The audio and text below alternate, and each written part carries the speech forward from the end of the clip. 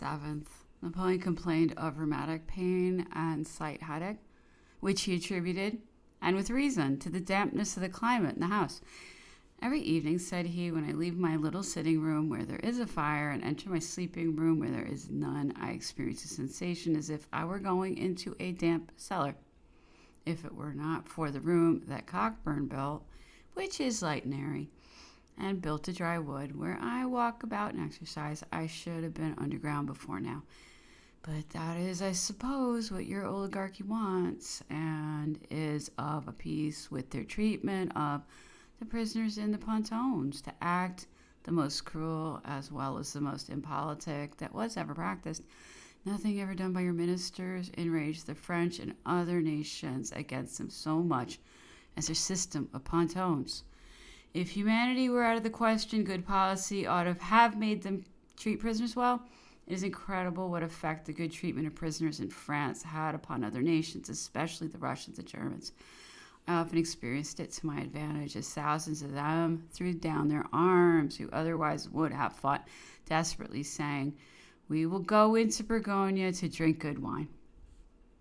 I observed that latterly in the prison ships in England there was less mortality than amongst those confined in the depots on shore, which was a proof that they were not ill-treated, because sickness and deaths always followed the ill-treatment of prisoners.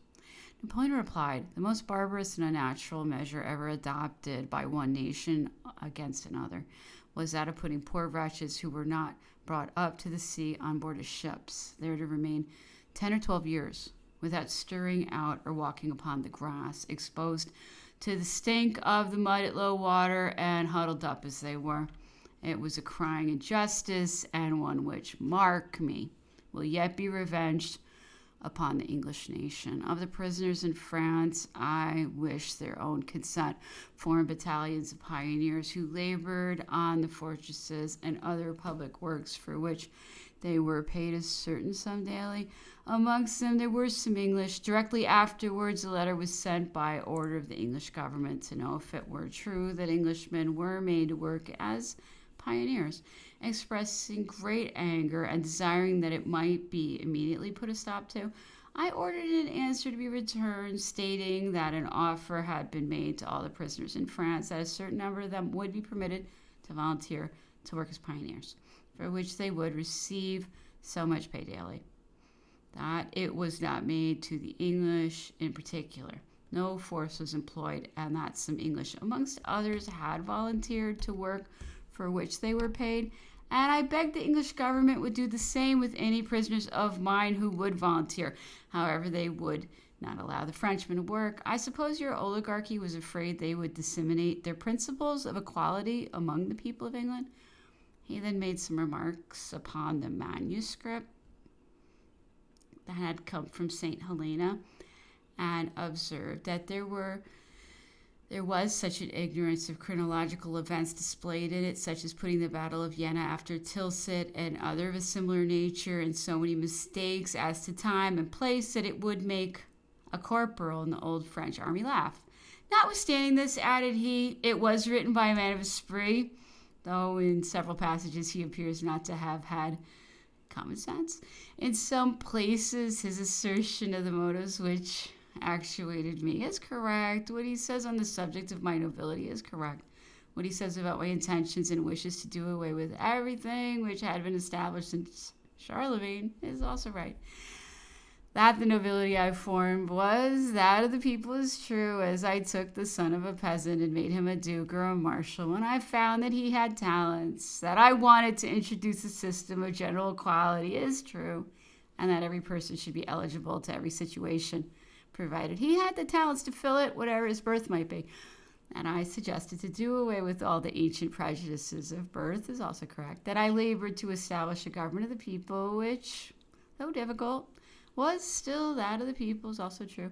That I ought to have deposed for my own security, when I had it in my power, the House of Brandenburg and all the ancient orders of the sovereigns, and that they almost always combined it against me and attacked me is also right. Probably I ought to have done so, and I should have succeeded. It is true that I wish to establish a government of the people. It is a work which will much displease the oligarchy, because they do not wish that any person except one of themselves should be eligible for any important situation with their will, birth, and not talents or capabilities should regulate the choice. A worse, a more despotic or unforgiving government than an oligarchy never existed. Offend them once, you are never pardoned, and no treatment can be too cruel for you when in their power. The pamphlet is written with that lightness peculiar to Frenchmen and consequently contains many mistakes. The Edinburgh Review will find out directly that I am not the author of it. La Revue d'Edinburgh, Le Coulera, and Bas. They will take it to pieces as I have done. The editors of it will probably make similar remarks to those in the notes I made yesterday, probably not so strong in consequence of it not being so well acquainted with the secrets as I am. I see by the sketch they have published in my life that they take pains to ascertain the truth. Most of it is true, and it is difficult for me to imagine from whence they had their information in some parts of my early life which were very little known to any except my own family.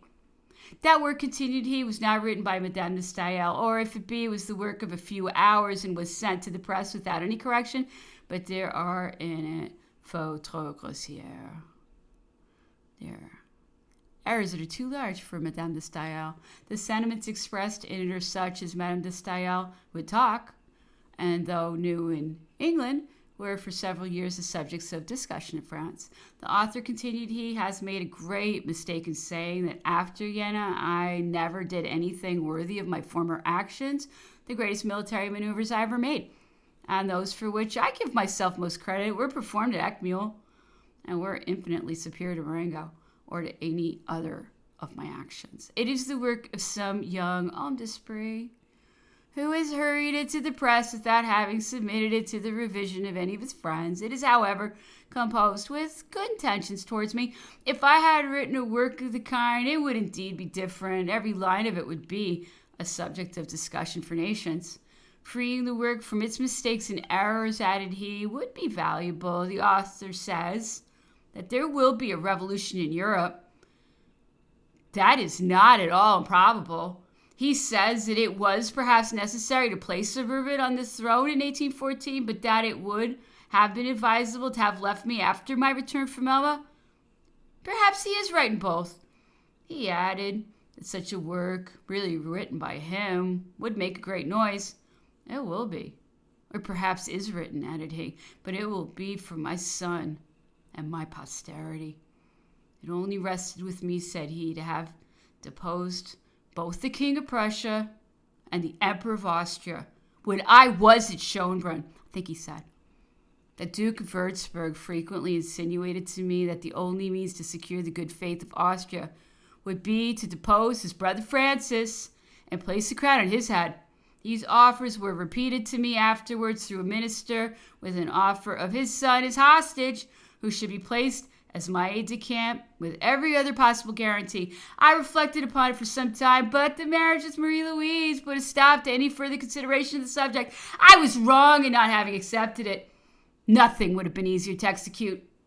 I asked if he believed it to have been written by the Abbé de Prat. No, replied the emperor, I do not think that he's the author. De Prat, continued he, may be said to be une espèce de fille de joie qui prête son cœur. Prostitute to all the world for payments. Once he was giving vent to his customary bavardage, nonsense, and extravagant projects in my presence. I contented myself with humming a part of the air. Où courez-vous donc, monsieur l'abbé? Vous allez-vous casser le nez? Where are you running, priest? You're gonna break your nose. Which disconcerted him so much that he had not another word to utter.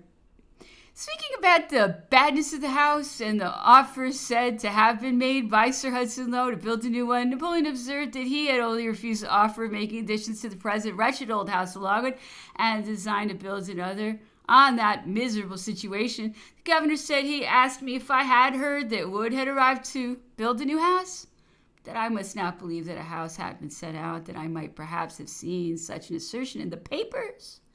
but that only materials had come out. I told him that I did not believe what I saw in the papers, more especially anything relating to myself. He said that if I made a choice spot to build a house upon, I might have it, but on condition that it was approved of by him, without which I could not have it where I pleased. I was not so silly as not to have known this before. He then made an offer of building additions, but with a very bad grace. I told him that I did not wish to subject myself to the inconvenience of having workmen continually to annoy me with their noise, that the English government ought to provide me with a house ready built, and not one to be built. After this, he wrote a letter to Montsalon on the same subject. He replied by my desire that if he intended to build a new house for us, let it be built in a place where there was shade and water. Nothing could be more plain than this. It is a fine prospect, certainly, that he now holds out. With all the activity of Cockburn, the construction of a new house would take 3 years. And with this man, I dare say 6.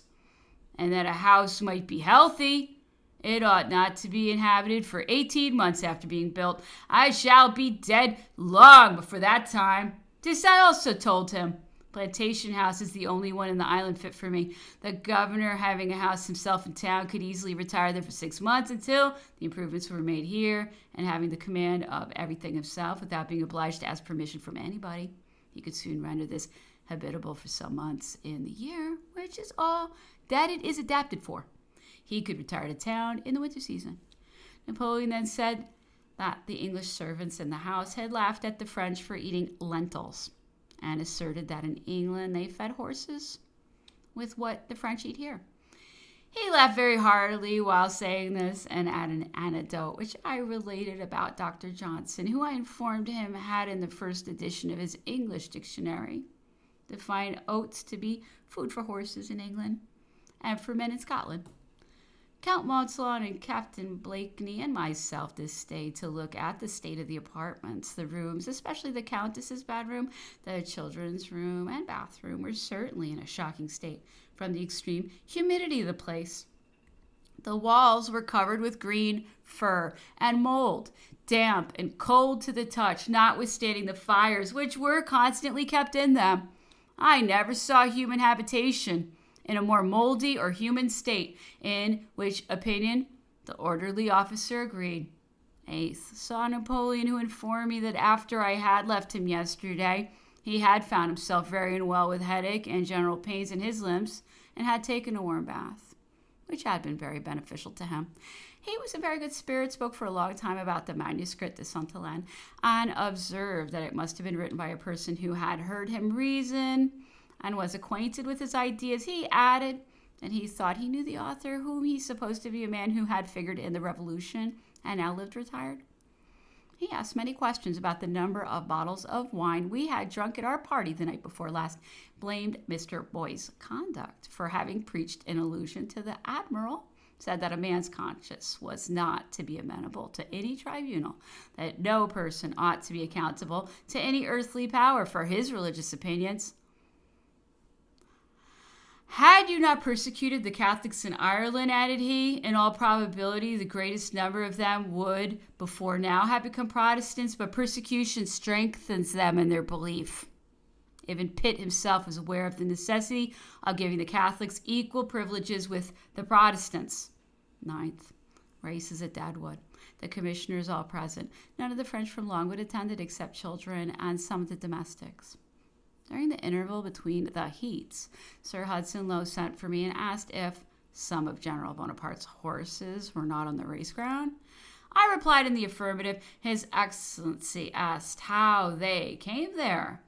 I replied that I had borrowed the horses from General Gourgaud, one of which I had lent to Miss Eliza Balcombe, and the other to the surgeon of the Conqueror. Sir Hudson immediately broke out into not the most modern expressions, and his gestures attracted the attention of many of the spectators.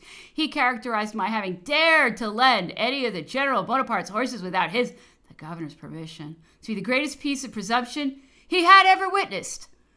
I observed that I had come to St. Helena to learn that it was a crime to borrow a horse for the use of a young lady. Neither had I known that it was necessary to go to Plantation House to ask permission from him to borrow a horse belonging to the Longwood establishment. Sir Hudson replied that I had no business to form any opinion about it. This was evidently only a pretext to have an opportunity of venting his pitiful vengeance, as not a week passed that horses were not sent down to town, and frequently to Sir Thomas Reed's, for Dr. Livingston and others to ride up to Longwood, without it having ever been signified that it was necessary first to apply to Sir Hudson Lowe for permission. Besides, General Gorko always directed that a horse should be in the stable at my command. A little before the conclusion of the races, the three commissioners, Madame Sturmer and Captain Gore, came in as far as the inner gate of Longwood, where they remained for some time, during which the governor approached and looked in at the outer gate. Shortly afterwards, Count and Countess Bertrand, Count and Countess Montauban, and General Gorgo went out to walk and met the commissioners outside of the gate, with whom they had a long conversation. They afterwards proceeded together to Hut's Gate. It was nearly dark before they returned. Napoleon, in high spirits, looked out of a window at the races, with which he was much pleased, told me that he had done everything in his power to establish the same in France. The 18th went to Plantation House in consequence of orders communicated to me by Captain Blakeney. After some conversation relative to the late discussions respecting the quantity of fuel allowed to Longwood, Sir Hudson Lowe entered again upon the heinous crime I had been guilty of in lending one of the horses of Longwood establishment to a young lady, to which I replied as I had done before, which he said was quite in the Longwood style. He then asked in an abrupt manner if I had not received some books from Dr. Warden. I replied that I had received 7 or 8 monthly publications containing reviews of his work. Did you not receive one, sir, with the view of Longwood? I replied, yes. It is very extraordinary, said Sir Hudson Lowe, that you did not inform me of it. I replied that I was not bound to tell him of every or any book I received or purchased, that I was in the habit of having books and pamphlets of various descriptions from England, which I was not obliged to give any account of. Sir Hudson said that I ought to have done so, and asked if I had lent any of them to the French, or if they had seen them. I replied that to my knowledge the French had not seen them, that they were at present in my inner apartment. He said that it was very extraordinary. I should have had those pamphlets 2 months without being able to tell whether the French had seen them, and that I might have books in my room to be shown to them of a very improper tendency, which they might read in my absence. And after harping for a long time on those unlucky pamphlets, he said he supposed I had no objection to lend them to him. I replied certainly not, that they should be sent to him on my return. They consisted of the Monthly Review, Gentleman's Magazine, Eclectic Review, British Ladies' Magazine, European Magazine, and New Monthly. His Excellency then said that countless causes had given a pretty strong hint in the letter he had sent to Longwood from the Cape that he was in want of the money which he had lent him, which it did not appear to be convenient for them to understand. After which he made a long and abusive harangue upon the character of Bonaparte, extracted from the Quarterly Review, which publication His Excellency appeared to consider as a sort of political gospel,